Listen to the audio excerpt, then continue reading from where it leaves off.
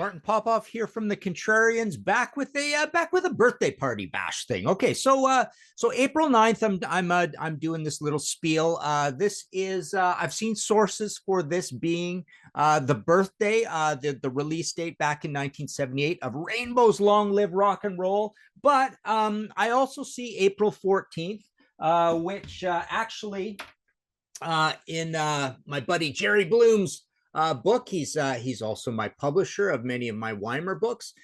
He's done this immense piece of rainbow scholarship that you can still get from the Weimar.co.uk site. But Jerry says April 14th, but he does specify UK release date, and it actually happens to be Richie's birthday as well, April 14th. But I am doing this on the 9th because, like I say, I've seen that. By the way, also through Weimar, you can get my two rainbow books. This is the story of the band, and this is the panel book. Which one is which here? Anyways, these are both, you can get both of these at martinpopoff.com.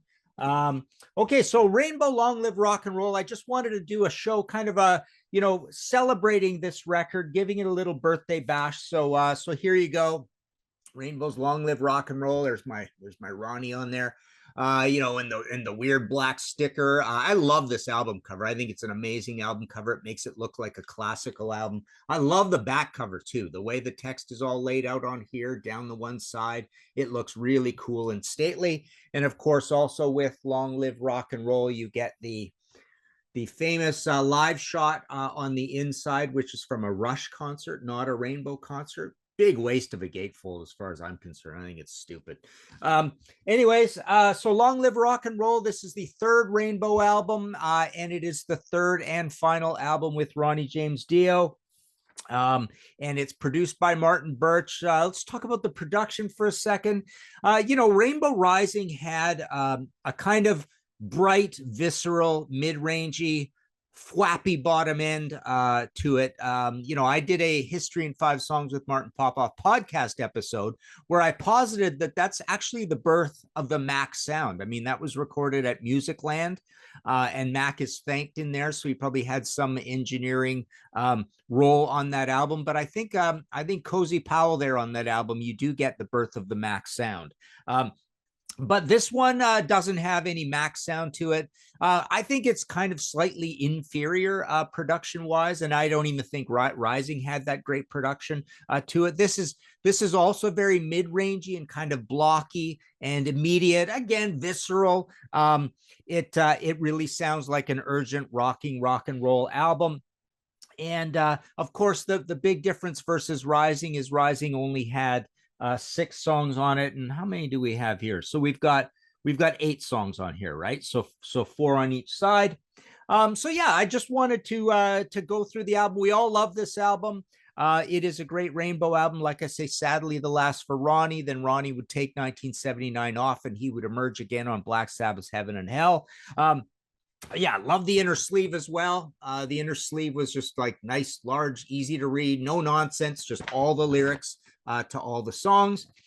So the album kicks off with Long Live Rock and Roll. I don't know. I've always been a little nonplussed by this song. I find it a bit. I like the verses on it. The verse has a little bit of that Euro tinge. It's a little Schlager music, a little German, a little swaying back and forth with the pint, the frothy pint. But I'm not crazy about the chorus. I think the lyrics are pretty good. But the title, I just don't like that kind of title. This band doesn't feel like a party live rock and roll, Kiss rock and roll all night kind of band. So it's just a weird kind of sentiment. And it doesn't really fit with this album cover too. It's just, I just love the album cover to death. I think it's just great, with the parchment feel and stuff. So yeah, pretty good song. It reminds me a little bit of the way I feel about All Night Long on Down to Earth. So liking parts of it, not liking parts of it. Next, we have Lady of the Lake, structured pretty much like Led Zeppelin's The Wanton song with that really cool riff and the spaces. Very, very similar to that song. Quite amusing. I just love it. I think it's really cool. You get those great, Egypto-Teutonic Euro classical melodies from Recchia, and you get an iconic sort of Ronnie story lyric, very mystical song. So yeah, I think it's a highlight of the album. Next, we've got LA Connection. So again, just like the title, "Long Live Rock and Roll," LA Connection. I don't think of Rainbow as an LA kind of band, although ironically, Recchia lived there for a spell, right?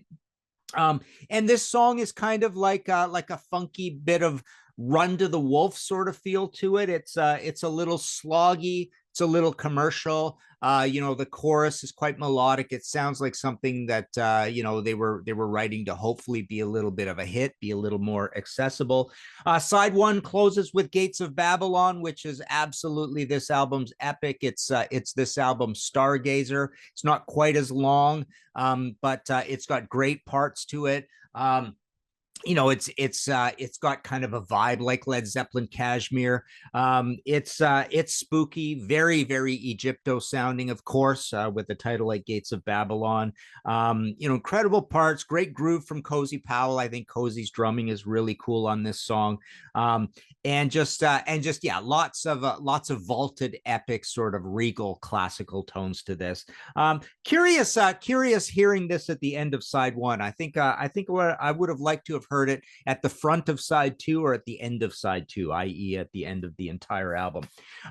Flipping the album over, we've got Kill the King, which of course we first had debuted for us, and we lost our minds when we heard it on Rainbow on Stage, which otherwise is a stultifyingly boring live album, terrible live album. But yeah, Kill the King was on that as a live song, new song before we got it on a studio album. And I think it's frankly, I think it's more of an album highlight over Gates of Babylon.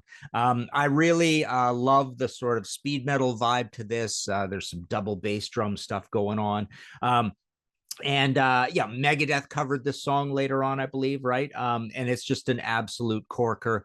Come to think of it, I suppose it's the heaviest song they've written so far in the catalog. Light in the Black is pretty close. Next, we've got The Shed, Subtle. And it's funny, I've always associated this song with a short story that I read in elementary school called The Shed. So it always kind of creeped me out that Rainbow also had a song called The Shed. And, in 78, I was in 78, so I would have been middle school, or I guess what they call middle school in the States by that time. Is it middle school? Junior high. We call it junior high, right? Anyways, this is kind of like a pounding rocker. It's like in that space between a proper Rainbow rocker and LA Connection. It's a little bit like that. It's got a bit of that sort of thumping four on the floor vibe. And I think the chorus is a little commercial, not crazy about the chorus, but yeah, otherwise a pretty cool song. Sensitive Delight comes next, second to last. This is what I call one of Ritchie's widdly riffs. It goes into that lady double dealer, danger zone kind of feel. Boy, he's got a lot of them. I never sort of thought to lay them all out. I should maybe do a podcast episode on that, because there's probably a good 10 songs that utilize this sort of single note riff. But yeah, I think it's really good. It's commercial again. It's quite commercial like LA Connection. And this album really, I've often argued with a lot of people, especially when they start getting on me for saying Down to Earth is my favorite Rainbow album. I kind of tend to push back and say there's a lot of commercial stuff on Long Live Rock and Roll. I mean, you look at that album cover and it kind of psychs you out that you don't think it's very commercial. But The Shed's got a commercial chorus. All of Sensitive to Light is commercial. Rainbow Eyes, which we're going to get to, is a ballad. And then LA Connection is fully commercial, and Long Live Rock and Roll is pretty commercial. So yeah, as opposed to, the Teutonic, Leaden, medieval sort of early days, old school UK metal kind of thing, right? But I always like this song. I like these up-tempo rockers from Rainbow, even if they are a little commercial. And then the album closes with Rainbow Eyes, which is a pretty dull ballad. I don't like really anything about it. I don't like Ronnie Sensitive singing on it. I think it's too long as well. They just really like belabor the point kind of thing on it. So yeah, as an angry young metalhead at 15 years old when this came out, this song was completely dead to me. It was just never played. So yeah, I don't really care for it. But yeah, so there you go. Rainbow, Long Live Rock and Roll. I think it's a fine album. I'm of the sort that puts it almost on par with Rising. But like I say, Down to Earth is my favorite album. Just a quick mention of the players here as well. Of course, you got Ritchie Blackmore on guitar. You've got this mix of well, you've got Dave Stone.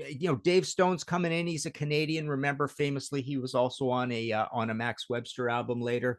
But yeah, he's coming into the band, and he'll be in and out of the band very quickly. Of course, you've got Cozy Powell, and then you've got this melange of who's playing bass on it, sort of thing. Jimmy Bain is on his way out of the band. Bob Daisley's on his way into the band. Ritchie Blackmore plays some bass. So the band isn't particularly cemented well, well put together. And it's funny, this picture here. I mean, I haven't had a debate recently on Facebook. Like, that looks like a cross between Jimmy Bain and Bob Daisley. Honestly, that picture. And Cozy doesn't look particularly like Cozy in this picture, I don't think. That does look like Dave Stone. That's a perfect Ritchie, and it's a perfect Ronnie as well. So it's a really nice illustration by Debbie Hall, designed by Maxi Chain. So there you go. A celebration, a birthday party for Long Live Rock and Roll, which is what would that be? 30 hang on 80 30 45 48 years old. Either today or on April 14th, but it doesn't matter. Hey, why don't we party with this album? Why do you play this album all the way from April 9th to April 14th? How about that?